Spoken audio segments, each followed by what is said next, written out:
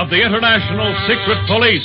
Ceiling zero, ceiling zero, ceiling zero, ceiling zero, ceiling zero.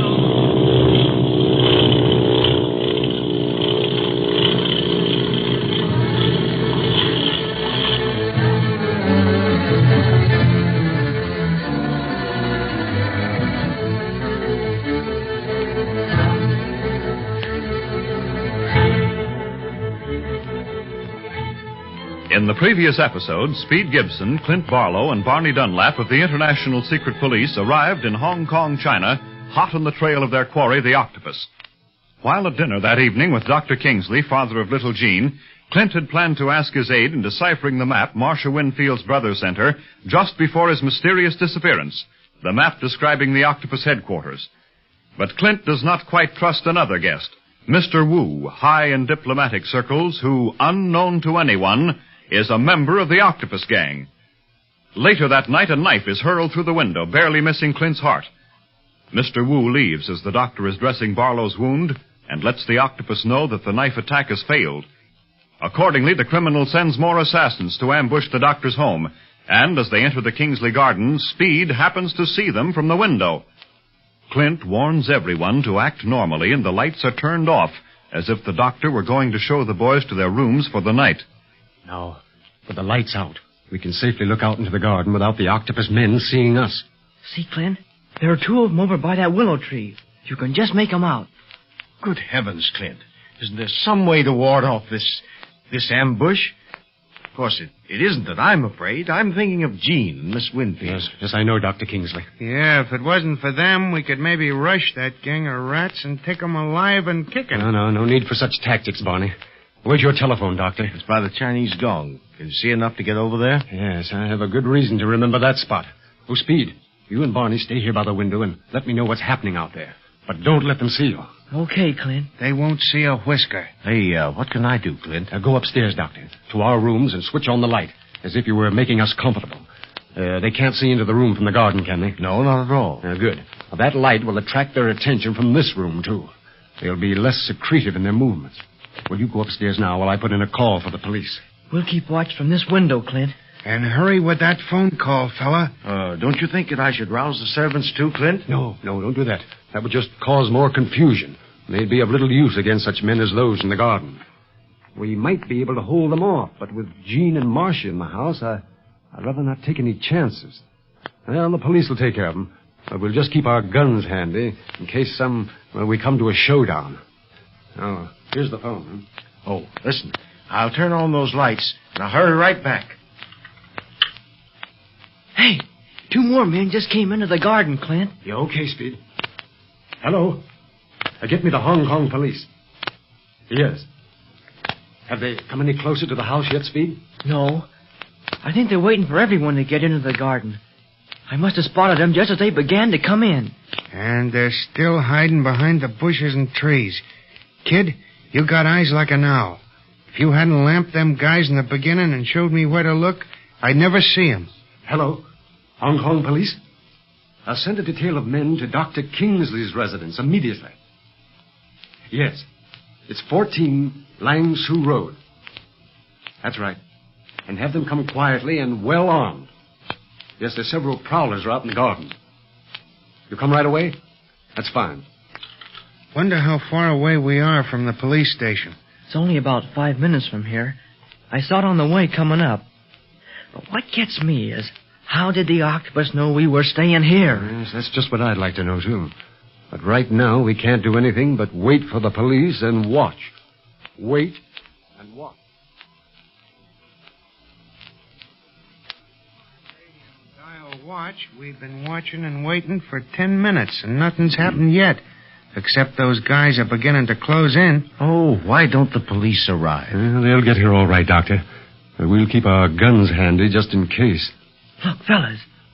Isn't that something moving over by the wall? Kid, you've got eyes like an owl. I don't see a thing. Oh, yes. Yes, I do. And I think it's the police.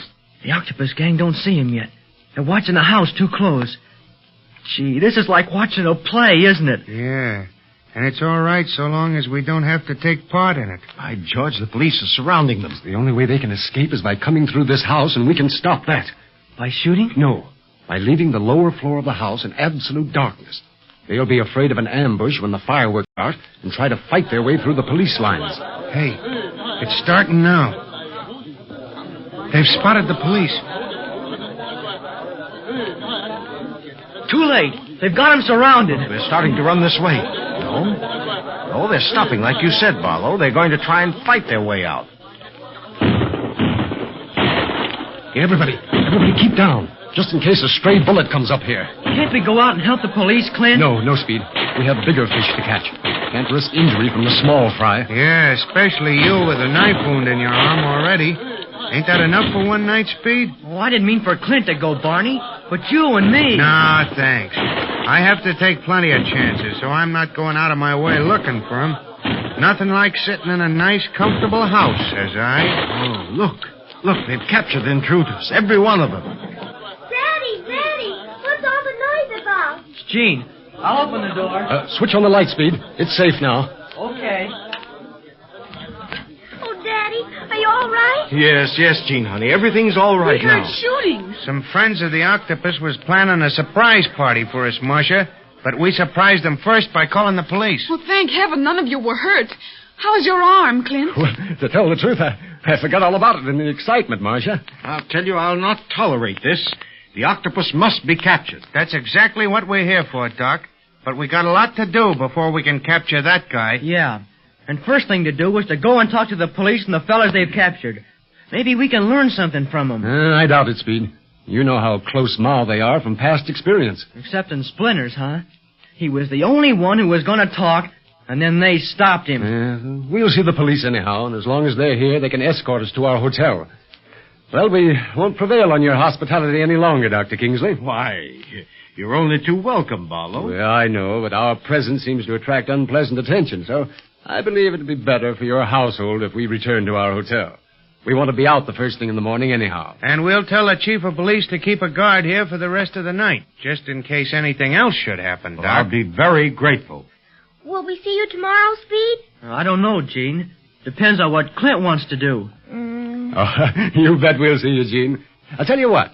After our business in the morning, how would you and Marcia and your father all like to explore Hong Kong, huh?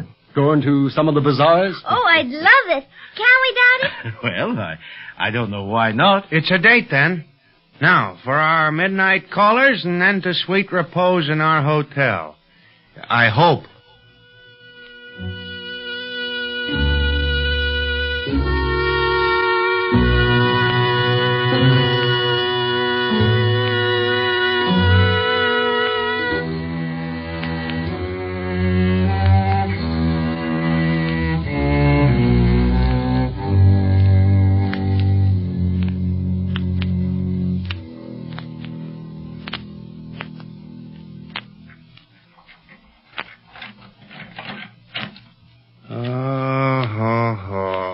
What a night.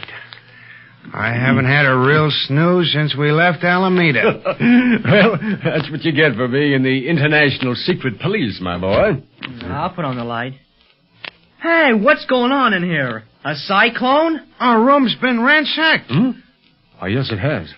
The Octopus isn't overlooking any bets. Come on, let's see what's missing.